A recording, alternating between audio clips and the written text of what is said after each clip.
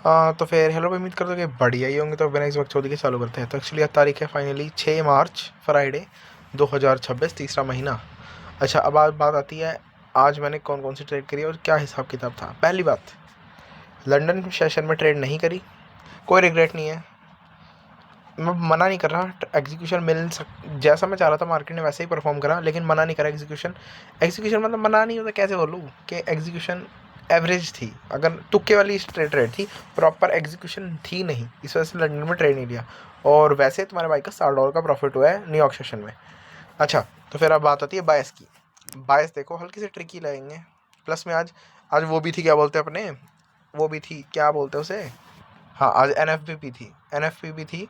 तो एनएफपी की वजह से हल्की सी ट्रिकी कंडीशन थी कि मैं न्यूयॉर्क में भी ट्रेड करूँ ना करूँ, लेकिन मैंने कर ही लिया ट्रेड, ठीक है। वो भी एनएफपी से पहले लिटरली, ठीक है। अच्छा, बात आती है लंदन की। देखो मार्केट ऑलरेडी अप ट्रेंड में थी, इधर लिक्विडिटी क्लेम कर रखी थी ऑलरेडी, प्लस में रिवर्स रिट्रेसमेंट दे रही थी।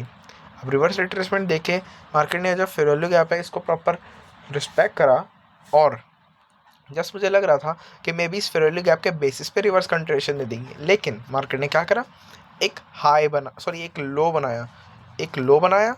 और उस टाइम पे मार्केट यहाँ कहीं थी जब मैं ऑलमोस्ट ट्रेड ले सकता था, या मैं बोल रहा हूँ जब जब मैं मार्केट में बैठा था, ठीक है। तो उस टाइम मार्केट का यही थी, कहीं यही थी जब मैंने देखा मार्केट ने जस्ट एक फेक आउट दिया और बेरिश ऑर्डर फ्लो को, सॉरी बुलिश ऑर्डर फ्लो को डिसरिस्पेक्ट करा। तो मार्केट उस टाइम में भी कहीं यहाँ कहीं थी। मैं सो रहा था इस पर ट्रेड लूँ, लेकिन एग्जीक्यूशन मेरी बैठ नहीं रही थी। 1 मिनट की मेरी बैठ जाती, लेकिन 5 मिनट के हिसाब से मेरी बैठनी चाहिए थी। तब जाके मैं 1 मिनट के पे बैठा था कंटिन्यूशन टू डाउन साइड की तरफ में, ताकि मार्केट लिक्विडिटी सिप करे और मे भी इन फ्यूचर में लिक्विडिटी सिप करने के बाद ऊपर जाए। लेकिन थोड़ा और बेरिश गई और तब ये ऊपर गई, ठीक है। लेकिन इसमें एंट्री बिल्कुल नहीं थी ये कंट्रेशन ट्रेड में। अब बात आती है गोल्ड की। लंदन सेशन में गोल्ड कैसा परफॉर्म कर रहा था। अब देखो हल्की सी ट्रिकी कंडीशन थी, तो मैंने इतना गोल्ड पे ध्यान देने का ट्राई मतलब नहीं करा था, ठीक है।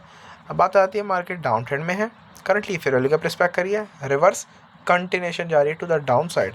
प्लस में यहाँ पे एक बुलिश फेयर वैल्यू गैप है। इस बुलिश फेयर वैल्यू गैप के ऊपर शिट बीन देना हमको, क्योंकि डाउन ट्रेंड है तो भाई क्या ही कर लेगी ज़्यादा से ज़्यादा, एज ए रिट्रेस दे देगी और मे बी लिक्विडिटी स्विप करके एट एंड डाउन ही जाएगी। तो मेरे को बस वो देखना था।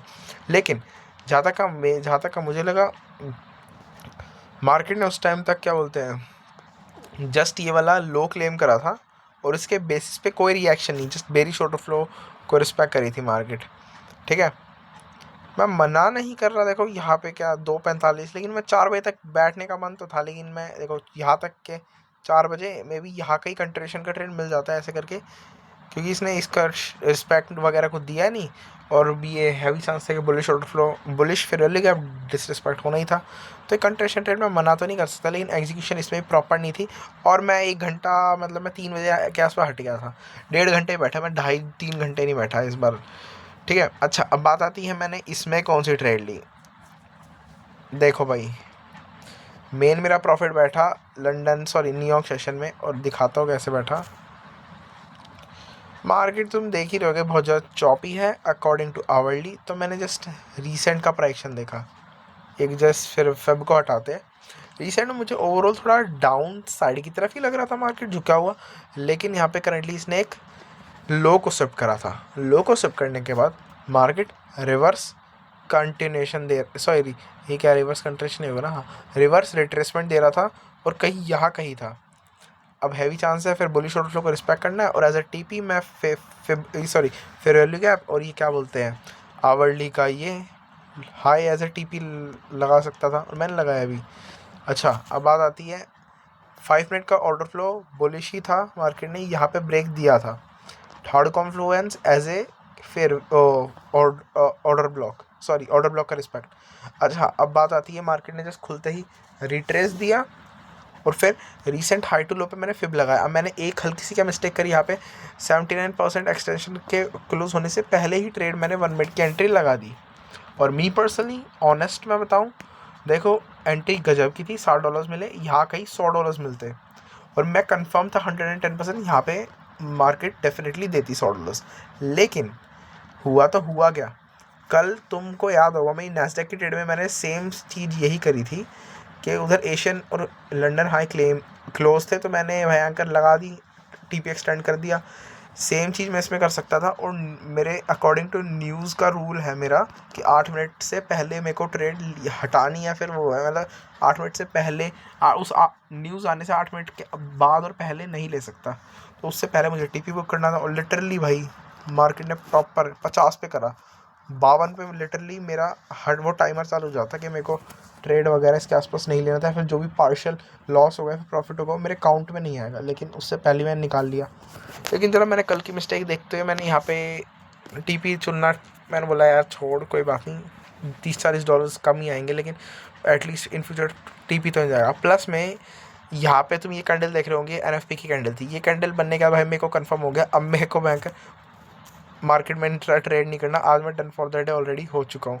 तो मेरी इजी ट्रेड थी। मैंने पता नहीं जब दोबारा देख रहा हूँ जब से मैं थोड़ा चिल करना चालू करा ना, मार्केट में चिल तरीके से बैठने में चालू करा है। फिलहाल तो बैंकर ओवरऑल तो कंडीशन ख़राब ही चल रही है मेरी, इन द सेंस मतलब मैं प्रॉपर चीज़ों को फॉलो नहीं कर पा रहा, मतलब इन लाइफ वाइज मैं कहूँगा।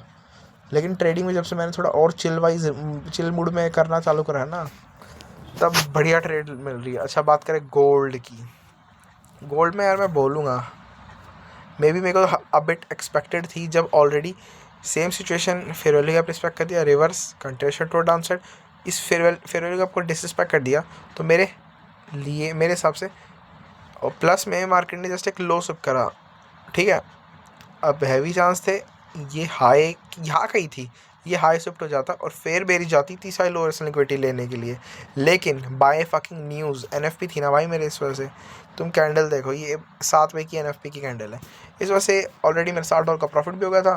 तो मैं कहा यार अभी ये ऐसे क्या रिवर्स कंटिन्यूशन नहीं रिवर्स रिट्रेसमेंट, और ये होता है रिवर्स कंट्रेशन। हमें को बैंक रिवर्स कंट्रेशन ट्रेड लेने की ज़रूरत ही नहीं, क्या है ऊपर से प्रॉपर इसमें एग्जीक्यूशन भी नहीं थी, proper banker order flow bearish ही लग रहा था, जस्ट एक रीट्रेस के तौर पे, मतलब कोई एग्जीक्यूशन थी ही नहीं, तो मैंने ट्रेड करा ही नहीं। इंडेक्स मैंने तुम्हारे भाई ने देखे ही नहीं, माँ मजाक सेट के इंडेक्स देखे ही नहीं मैंने, ठीक है। हाँ मेरे हिसाब से आज के लिए बहुत है, अगर कोई डाउट हो तो बैंकर पूछ लेना। आज के हिसाब से तो मैंने ठीक करा, बस मैं बीच चिल रहा जो कि अच्छी बात है, ठीक है। चलो भाई फिलहाल इतना ही, को डाउट हो तो पूछ लेना, मेरे भी होगा तो बता दूंगा, पीस। अरे उससे पहले हाँ प्रॉफिट दिखा दिया मैंने, हाँ चलो ठीक है फिर, पीस।